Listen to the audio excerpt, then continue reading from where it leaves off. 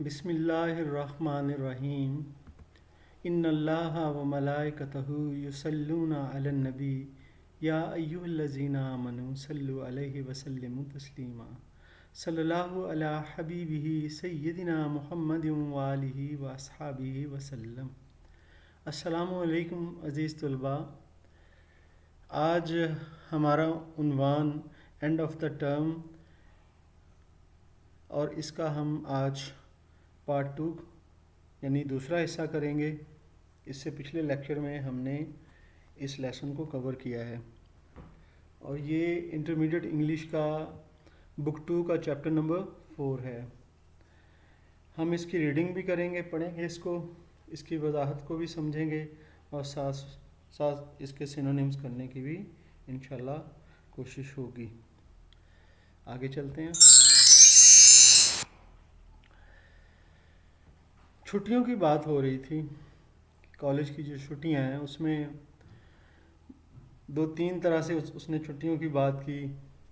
Weekend کی چھٹیوں کی بات کی، پھر اس نے ایسے جو اوکیجنلی کبھی کبھار چھٹیاں ہو جاتی ان کی بات کی۔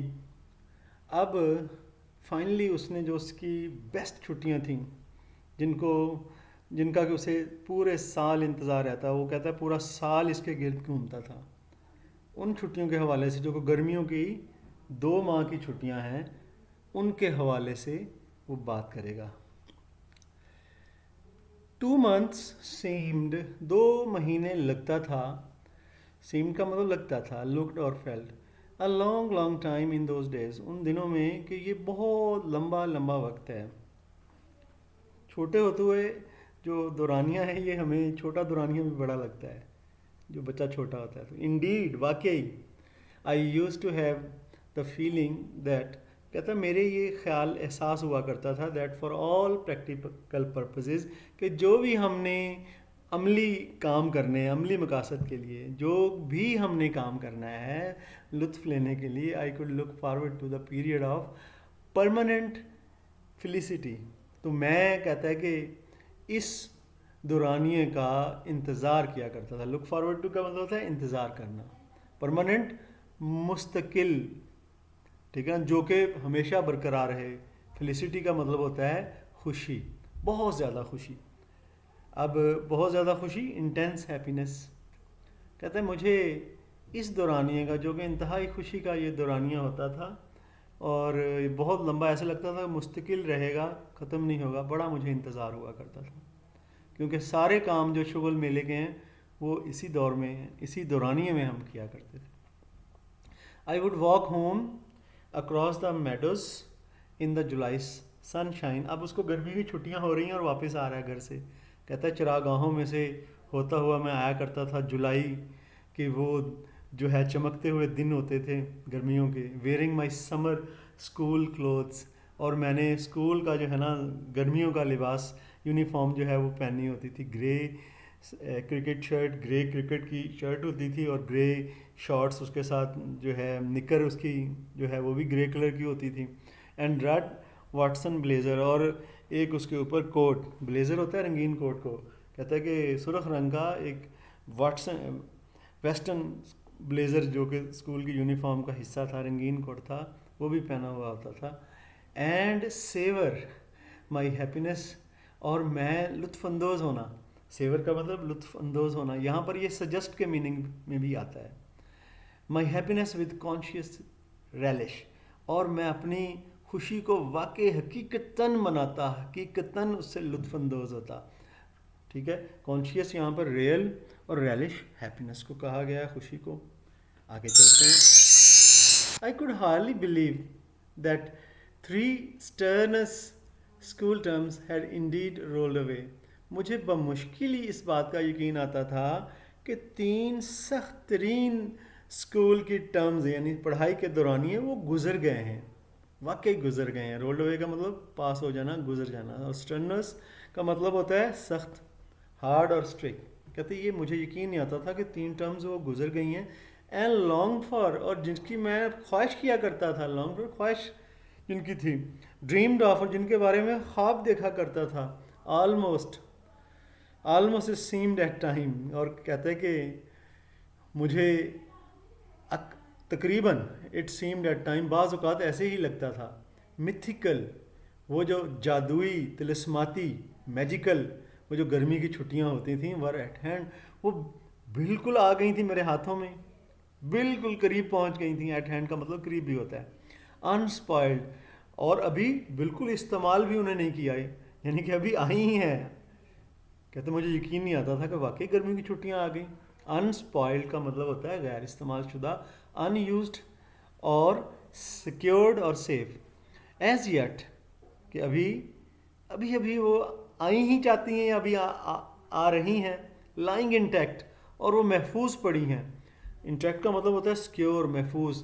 एंड प्रोमिसिंग जस्ट अहेड, और बड़ी पसंदीदा हैं, और वो बिल्कुल आगे पड़ी हैं मेरे। ये जब छुट्टियां होती थी वो जाता था, वो अपनी खुशी को बयान कर रहा है। It all seem to good to be true, ऐसा लगता था कि ये इतनी ज़बरदस्त बात है कि यकीन नहीं आता था कि ये सच है। Wishes didn't come true in this life, कहता है कि जो आपकी ख्वाहिशात हैं इस ज़िंदगी में वो पूरी नहीं होती। कम ट्रू का मतलब होता है पूरी होना, prove real.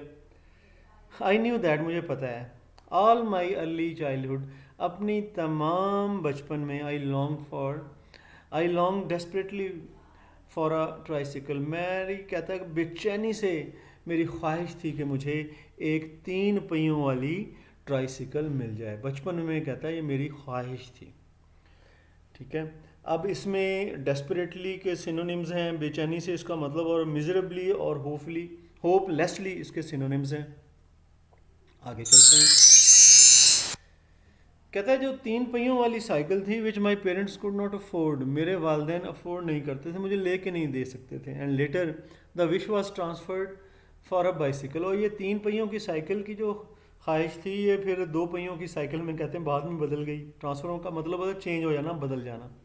And there to I was permanently disappointed, और वहाँ पर भी मुझे मुसलसल मुस्तकिल मायूसी का सामना करना पड़ा। I brought my first bicycle for my self, मैंने अपनी पहली बाइसिकल अपने लिए ख़रीदी। व्हेन आई वाज 21, जब मैं 21 साल का था। विद प्राइज मनी, उस इनामी रकम के साथ। I had one eight Edinburgh university, जो कि मैंने ईडनबर्ग यूनिवर्सिटी से जीती थी। कोई स्कॉलरशिप वगैरह के हवाले से बात कर रहे हैं। How often had I stood outside street shops, कहते हैं कि मैं बहुत ज़्यादा, अक्सर व बेशतर, जो मिठाई की दुकानें थीं उनके बाहर खड़ा हो जाता था। विद एम्प्टी पॉकेट्स, और ख़ाली जेबें होती थीं। लॉन्गिंग फॉर, और मेरी ख्वाहिश मैं उस वक्त कर रहा होता था, अ पेनी और टू मटीरियलाइज, कि मेरे पास चलें 1 या 2 पेनी ही हों ताकि मैं तकमील कर सकूं। मटीरियलाइज का मतलब तकमील करना, हैपन और अक्कर। सम हो, किस तरीके से। और हंग ऑन, और मैं इंतज़ार करता रहता, मैं ठहरा रहता। ठीक है ना, हंग ऑन का मतलब स्टे करना, ठहरा रहना। द आउटस्कर्ट्स, मुज़ाफ़ात पर, यानी कि बैरूनी किनारों पर। क्राउड वगैरह है, हजूम है, उसके बाहर खड़ा रहता। आउटस्कर्ट्स होते हैं बैरूनी किनारे, मुज़ाफ़ात इन्हें बोलते हैं।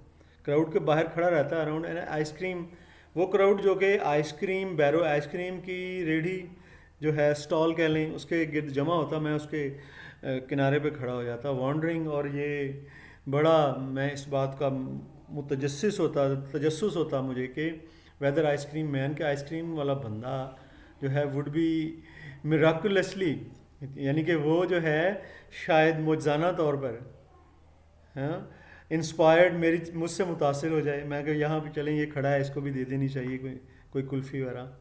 ठीक है, इंसाइटेड या मोटिवेटेड, इंस्पायर्ड के सिनोनिम्स हैं। To offer me a Cornet, और वो इस बात से मुतासर हो जाए कि ये बच्चा बाहर खड़ा है तो उसको कोई कॉर्नेट, ये कौन आइसक्रीम होती है, ये मैं दे दूँ।